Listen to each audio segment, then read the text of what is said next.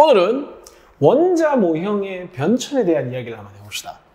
원자 모형의 변천이라는 건 무슨 얘기냐면 기본적으로 우리가 원자는 중심에 핵이 있고 주변에 누가 있다? 전자가 있다 알고 있죠.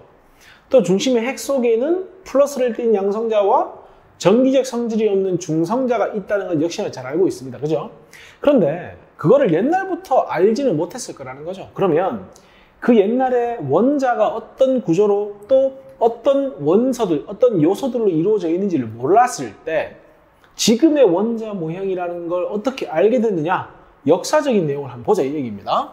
처음이 돌턴입니다.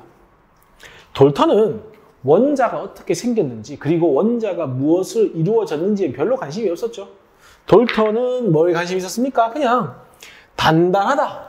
쉽게 말해서 더 이상 쪼개지지 않는 어떤 알갱이다. 그 정도만 생각을 했었습니다. 그러다가 이 톰슨이라는 사람이요. 톰슨이라는 사람이 좀 더 자세히 할 텐데 음극선관 실험을 통해서 전자를 밝히게 됩니다. 그런데 원자를 아무리 봐도 전기적으로는 중성이거든.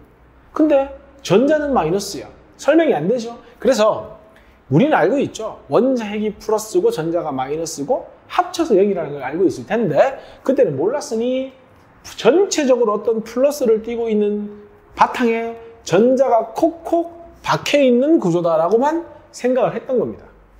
쉽게 말해 원자 핵의 존재를 몰랐었던 거죠. 그러다가 러더퍼드가 원자에다가 알파 입자를 막 쏩니다. 예상과 다르게 알파 입자의 일부가 막 튕겨 나오는 겁니다. 생각한 거죠. 원자의 중심에 이 알파 입자를 튕겨낼 만한 뭔가가 존재한다. 바로 그것이 뭐다? 원자 핵이다라는 걸 러더퍼드가 생각을 한 겁니다. 그래서 러더퍼드는 원자 핵이 존재한다는 걸 밝혔죠. 그 후에 체드윅이라든지 아니면 골드슈타인에 의해서 양성자나 중성자가 정확히 밝혀지게 된 겁니다. 그래서 사실은 러더퍼드까지 이야기를 하면 우리가 알고 있는 원자의 어떤 요소들은 설명이 다 됩니다. 그런데 이제 과학이 좀 발달하면서 스펙트럼도 찍을 거고 여러 가지 실험을 할 텐데 무엇보다 수소 원자의 스펙트럼을 러더퍼드가 제시한 원자 모형으로는 설명이 안 되는 겁니다. 그래서 이 보어라는 사람은 뭐 했다? 딴 거 다 필요 없습니다.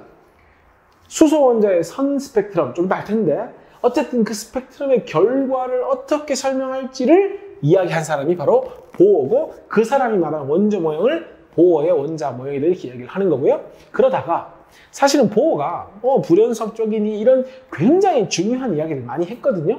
그런데 치명적인 실수를 한두 개 합니다. 그래서 그 치명적인 실수와 오류를 다 잡아서 만든 게 우리가 지금 보고 있는 현재 쓰고 있는 보통 우리가 이제 현대의 원자 모형이라고 하는데 여기 슈레딩거라고 되어 있는데 슈레딩거 볼은 여러 사람이 참여를 하게 되죠. 그래서 현재 우리가 알고 있는 현재 원자 모형 어떤 거냐면 전자가 어디 있는지 없는지 알 수 없으니까 전자가 어디 있을 확률이 높냐 낮냐 확률을 이야기하는 것이 바로 현대의 원자 모형입니다. 이런 순서로 지금의 여러 가지 사실들이 밝혀졌다라는 거고요. 우리는 이제 톰슨부터 시작해서 하나하나 배워보면 되는 겁니다. 톰슨부터 한번 시작을 해봅시다. 자, 전자를 발견한 게 1897년에 톰슨이라는 사람이 실험을 합니다.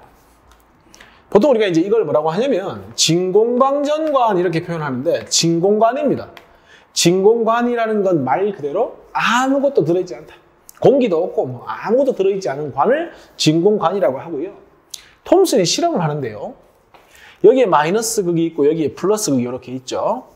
그랬을 때 실험을 자꾸 해보니까 마이너스 극에서 뭔가가 자꾸 나와가지고 플러스 극으로 자꾸 들어가더라는 겁니다. 그래서 톰슨이 얘를 뭐라고 이름 붙여주냐면요. 뭔가 음극에서 나오는 레이저다라고 생각을 하고요. 음극선이라고 이름을 붙여주는 겁니다.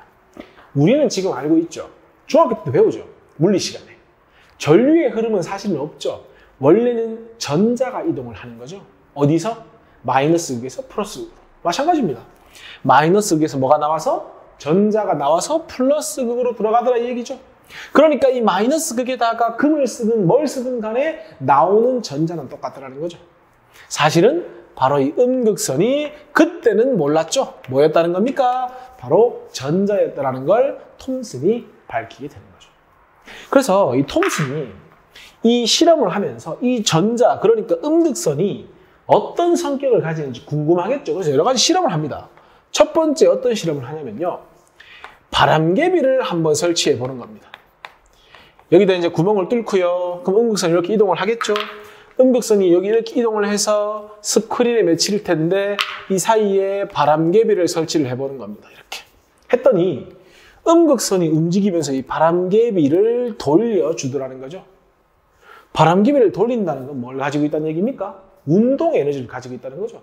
운동 에너지 2분의 1 mv 제곱이니까 m 질량을 가진 입자라는 걸 생각을 하게 된 거죠. 또는 힘이 있어야 바람개비를 돌릴 거 아닙니까? 힘이 뭡니까? F죠. F 이퀄 m 곱하기 a, 역시나 m 질량이 존재한다는 거죠. 그래서 바람개비를 실험을 통해 가지고 전자도 뭐하다? 질량을 가진 하나의 입자가 아닐까라고 생각을 한 겁니다. 이게 첫 번째 전자에 대한 이야기죠. 두 번째는요. 이 음극선이 지나는 경로에다가 예를 들어서 여기다 플러스 극을 연결하고요. 주변에다가 마이너스 극을 연결해 보는 겁니다. 그랬더니 이 음극선이 플러스 극 쪽으로 이렇게 휘어지더라는 겁니다. 전기적으로 플러스하고 인력을 형성한다는 건 음극선 자체가 뭐라는 거죠? 마이너스 전기를 띠고 있다는 거죠. 그래서 이 전자 음극선이 지나는 경로에다가 전기장을 설치해가지고 알아낸 건 무슨 전하를 띠고 있다? 전자가. 바로 마이너스 전하를 띠고 있다는 걸 파악하게 된 겁니다. 그리고요, 세 번째는요. 바람개비나 어떤 물체를 놓으면 여기에 뭐가 생기냐면요. 바람개비 또는 그 물체에 대한 그림자가 생기더라는 거죠. 그러면 그림자가 생기더라는 건 바로 전자가 또는 음극선이 뭘 하는구나? 바로 직진을 하는구나라는 걸 판단하게 되는 겁니다. 그래서 이 톰슨이 음극선 실험을 통해서 전자들이 이러한 성질들을 가지고 있다 정도 생각했다고 생각하시면 되겠습니다. 그래서 아까 잠깐 얘기했지만 결론은 이거죠. 아무리 봐도 원자는 전기적으로 중성인 겁니다. 그러니까 이렇게 생각한 거죠. 뭐다?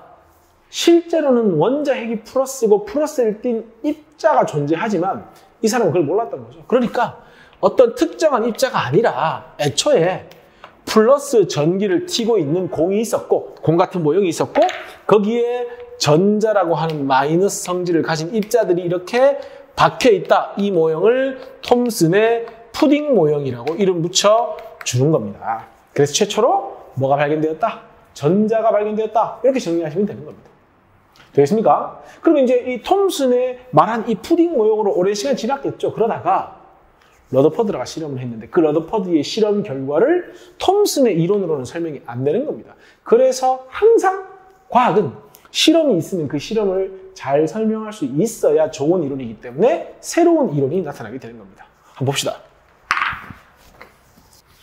자, 그러면 톰슨 이야기 했으니까 이제 러더퍼드 이야기 한번 해봅시다.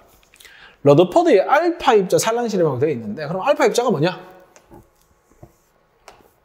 알파 입자라는 건 우리가 잘 알고 있는 원자번호 2번인 헬륨 핵을 이야기하는 겁니다.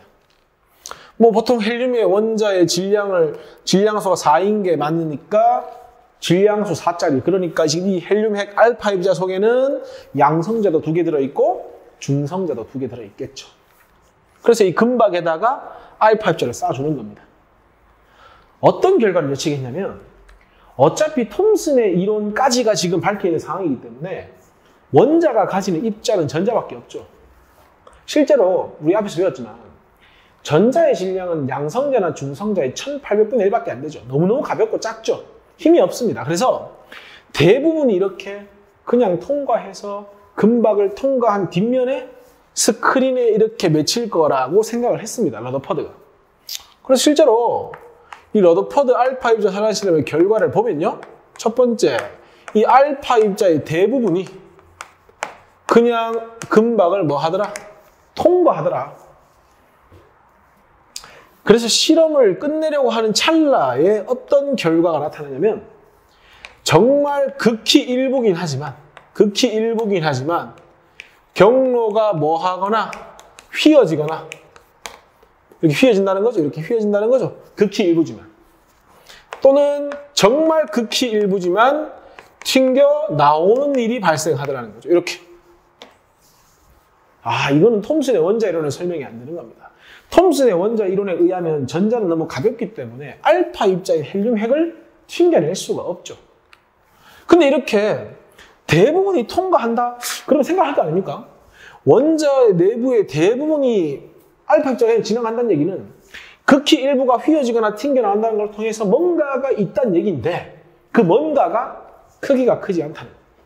그 말은 이만큼 크기의 원자가 있다면 결국 알파 입자를 튕겨낼 만한 아주 작은 입자를 제외하고 나머지는 그냥 비어있지 않을까? 이렇게 생각을 하는 겁니다. 그래서 대부분이 그냥 통과하는 걸로 봐서 일단 기본적으로 원자의 대부분은 뭐다?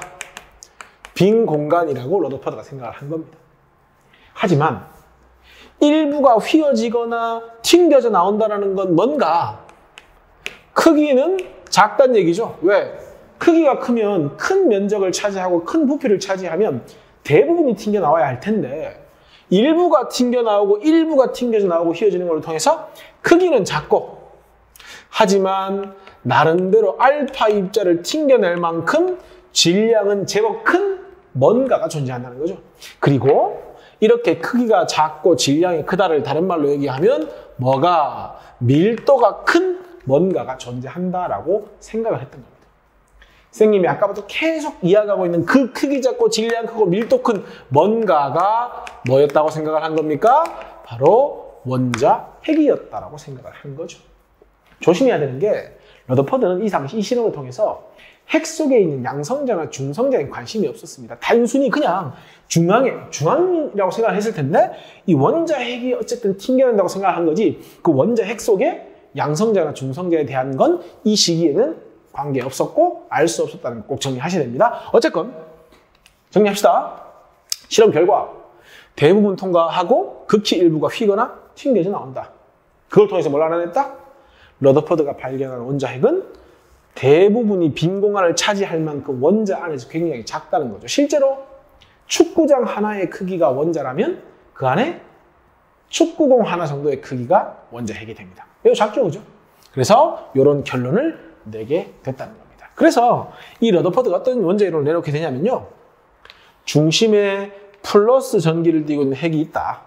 왜? 알파 입자가 플러스인데 그 플러스를 튕겨낸다는 건 마이너스 1이 없죠. 마이너스는 딱 붙어야 되니까. 그래서 플러스 전기를 띠고 있다. 다시 한번 강조하지만 이 플러스는 양성자가 아니고 그냥 원자 핵입니다.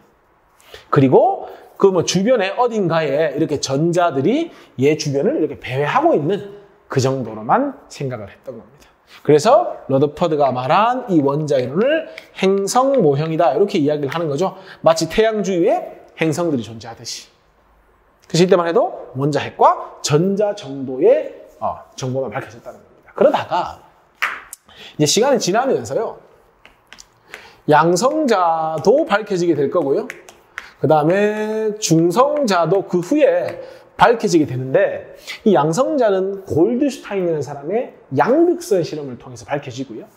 중성자는 체드윅이라는 사람에 의해서 밝혀집니다. 좀 이따 문제 풀면 나올 겁니다. 근데 이거는 교과서에 없는 교과서가 많기 때문에 그냥 문제 풀면서 설명을 하고 개념 설명에 따로 집어넣지는 않겠습니다. 알겠죠? 이 정도 하면 문제 한번 풀어봅시다.